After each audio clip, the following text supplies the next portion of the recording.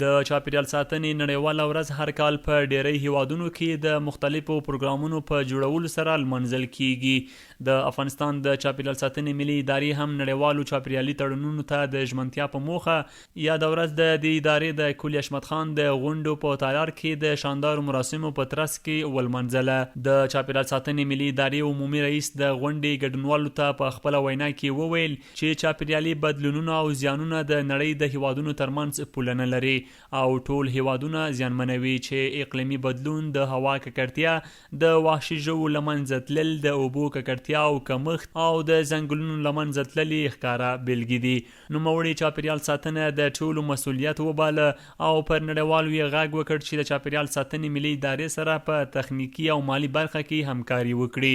دغه ورځ زیاته کړه چې اوس په هیواد کې امنیتي وضعیت ډاډمن دی او د افغانستان اسلامي امارت لخوا ورته د هر ډول همکاري زمینه مساعده ده.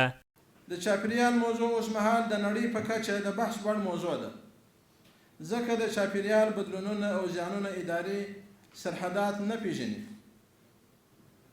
ټول هیوادونه یې زیانمن کړي دي. د مثال په توګه په چاپیریالي ونډه کې د اقلیم بدلون، د هوا ککړتیا،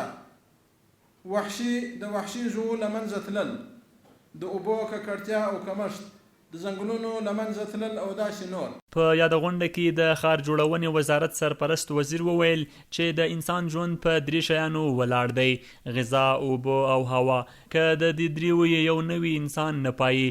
دغه راز نوموړي زیاته کړه چې د هوا او چاپیریال ساتنه د ژوند ساتنه ده او له دې سره بېباکي کول له ژوند سره بېباکي ده. چې انسان په ژوند کې چې دی ژوند کوي په 3 شیانو دي د ژوند روان ده: غذا ده، اوبه دي، اکسیجن ده او هوا ده. که د دې درو نه هر یو په دې کې نشته چې انسان نور نه پایي مري. د اغا خان بنسټ ځانګړي استازي او د الغرافي مؤسسې نایب رئیس هم ویناوي وکړي او ژمنه یې وکړه چې د چاپیریال ساتنې ملي ادارې سره به خپلو هر ډول همکاریو ته دوام ورکوي.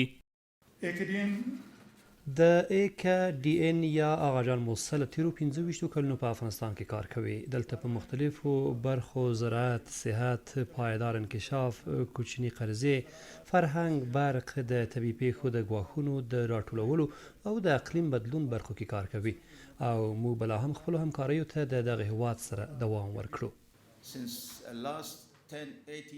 له تیرو 8 کلونو موږ په افغانستان کې د حیواناتو او الوتونکو د ساتنې او دوی د روزلو په برخه کې کار کوو. موږ له دغه دولت سره له 2014 کال څخه یو قرارداد لرو، په خاصه توګه د چاپیریال ساتنې سکتور، زراعت او ښار جوړولو سکتور کې. دا چې د چاپیریال موضوع ډېر حساسه ده، موږ ورته ډېر کار کوو.